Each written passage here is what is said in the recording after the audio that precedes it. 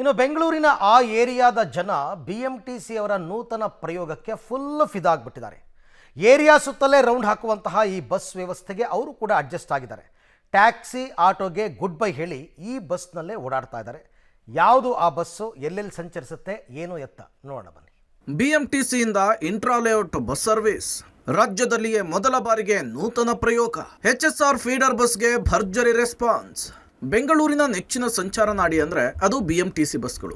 ಈ ಬಸ್ಗಳಲ್ಲಿ ಪ್ರತಿನಿತ್ಯ ಲಕ್ಷಾಂತರ ಮಂದಿ ಸಂಚರಿಸ್ತಾನೆ ಇರ್ತಾರೆ.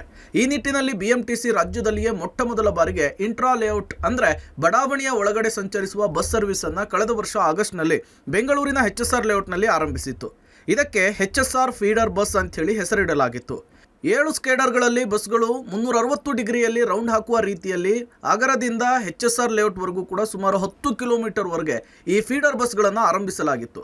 ಪ್ರಾರಂಭದಲ್ಲಿ ಬಸ್ಗಳಿಗೆ ಅಷ್ಟಾಗಿ ರೆಸ್ಪಾನ್ಸ್ ಇರಲಿಲ್ಲ. ಆದರೆ ಇತ್ತೀಚಿನ ದಿನಗಳಲ್ಲಿ ಇವುಗಳಿಗೆ ಭರ್ಜರಿ ರೆಸ್ಪಾನ್ಸ್ ಸಿಗ್ತಿದ್ದು ವರ್ಷದ ಜೂನ್ ಜುಲೈನಲ್ಲಿ 10 ಕಿಲೋಮೀಟರ್ ಒಳಗೆ ಪ್ರತಿದಿನ 5-6 ಸಾವಿರದಂತೆ ಒಂದು ತಿಂಗಳಿಗೆ 1,21,000 ಮಂದಿ ಪ್ರಯಾಣಿಸಿ ದಾಖಲೆ ಬರೆದಿದ್ದಾರೆ. ಇತ್ತೀಚಿನ ದಿನಗಳಲ್ಲಿ BMTC ಬಸ್ಸಸ್ಗಳೆಂದರೆ ಮೂಗು ಮುರಿಯೋರೇ ಹೆಚ್ಚು. ಆದರೂ ಕೂಡ ಲಕ್ಷಾಂತರ ಮಂದಿ BMTC ಬಸ್ಸಸ್ಗಳನ್ನು ಅವಲಂಬನೆಯಾಗಿದ್ದಾರೆ. ಈ ನಿಟ್ಟಿನಲ್ಲಿ ರಾಜ್ಯದಲ್ಲೇ ಮೊಟ್ಟ ಮೊದಲ ಬಾರಿಗೆ BMTC ಇಂದ ಒಂದು ವರ್ಷದ ಹಿಂದೆ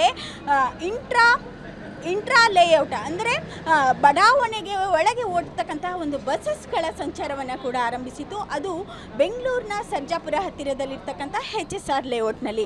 ಈ ಒಂದು ಬಸ್ಸಸ್ಗಳು ಯಾವ ರೀತಿ ಸಂಚಾರವನ್ನು ನಡೆಸ್ತವೆ ಎನ್ನುವಂಥ ದೃಶ್ಯಗಳನ್ನ ಕೂಡ ತೋರಿಸ್ತಾ ಹೋಗ್ತೇನೆ. ನೋಡಬಹುದಾಗಿದೆ, ಇಲ್ಲಿ ಅಗರದಿಂದ ಹೊಟ್ಟಂತಹ ಬಸ್ HSR ಲೇಔಟ್ನ ಇಡೀ ಒಂದು ಲೇಔಟನ್ನು ರೌಂಡ್ ಆಗುತ್ತೆ. ಪ್ರಮುಖವಾಗಿ HSR ಬಡಾವಣೆಯಲ್ಲಿ 7 ಸೆಕ್ಟರ್ಗಳಿದ್ದಾವೆ. ಈ ಒಂದು 7 ಸೆಕ್ಟರ್ಗಳನ್ನು ಕೂಡ ಈ ಒಂದು ಬಸ್ 360 ಆ್ಯಂಗಲ್ನಲ್ಲಿಯೂ ಕೂಡ ಕವರೇಜನ್ನು ಮಾಡುತ್ತೆ.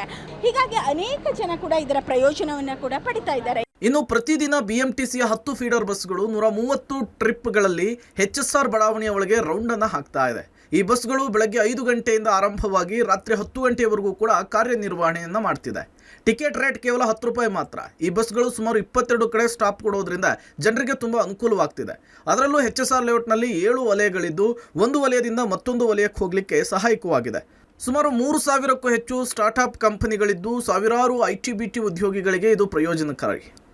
ಸ್ಕೂಲ್ ಮಕ್ಕಳು ಜನರು ಒಂದು ಪಾಯಿಂಟಿಂದ ಮತ್ತೊಂದು ಪಾಯಿಂಟಿಗೆ ಹೋಗಲಿಕ್ಕೆ ಆಟೋ ಟ್ಯಾಕ್ಸಿಯಲ್ಲಿ 100 ರೂಪಾಯಿ ಆಗ್ತಿತ್ತು. ಇದೀಗ ಕೇವಲ 10 ರೂಪಾಯಿ ನಿಗದಿ ಮಾಡಲಾಗಿದೆ. ಮಹಿಳೆಯರಿಗೆ ಉಚಿತ ಪ್ರಯಾಣವಾಗಿದೆ. ಫೀಡರ್ ಬಸ್ ಬಿಟ್ಟಿರೋದು ಒಳ್ಳೆಯ ಅಭಿಪ್ರಾಯ. ಆಮೇಲೆ ಇದರಿಂದ ನಮಗೆ ಅನುಕೂಲ ಆಗಿದೆ. ಮತ್ತು ಇವಾಗ ಏನಿದೆ 10 ರೂಪಾಯಿ ಕೊಟ್ಟಿದ್ದಕ್ಕೆ ನೋಡಿ, ಅಗ್ರದಲ್ಲಿ ಎತ್ತಿದ್ದಕ್ಕೆ ಕ್ಲಬ್ ರೋಡ್ ಬರ್ತದೆ. ಅದೇ ನಾನು ಆಟೋದಲ್ಲಿ ಬಂದಿದ್ದರೆ 50-100 ರೂಪಾಯಿ ತೊಗೊತಾ ಇದ್ರು. ಮಿನಿಮಮ್ ಅಷ್ಟಾದ್ರೂ ಇರುತ್ತೆ. ಬಟ್ ಇದಾಗಿರೋದಕ್ಕೆ ತುಂಬ ಅನುಕೂಲ ಆಗಿದೆ. ಇದು ಒಳ್ಳೆಯ ಯೋಜನೆ. ಯಾರು ಇದನ್ನು ಅನ್ಸಿದ್ರು ಅವ್ರಿಗೆ ಧನ್ಯವಾದ ಮೇಡಮ್. ಅಗ್ರದಿಂದ ಪರಂಗಿಪಲ್ಲಿಗೆ ಹೋಗ್ತಾ ಇದ್ದೀವಿ. ತುಂಬ ಅನುಕೂಲ ಆಗಿದೆ. ಮೊದಲು ಅನುಕೂಲನೇ ಇದ್ದಿಲ್ಲ. ನಾವು ಆಟೋದಲ್ಲಿ ಬಸ್ಸಲ್ಲಿ ಬರಬೇಕಂದ್ರೆ 1 ಅವರ್ 1.5 ಅವರ್ ಕಾಯಬೇಕಾಗಿತ್ತು ಒಂದು ಬಸ್ಸಿಗೆ. ಆದರೆ ಇವಾಗ ತುಂಬಾ ಅನುಕೂಲ ಆಗಿದೆ. ನಮ್ಮಂಥ ವಯಸ್ಕರಿಗೆ ತುಂಬ ಪೇಯ್ನ್ ಆಗ್ತಾಯಿತ್ತು ಕಾಲೆಲ್ಲನೂ.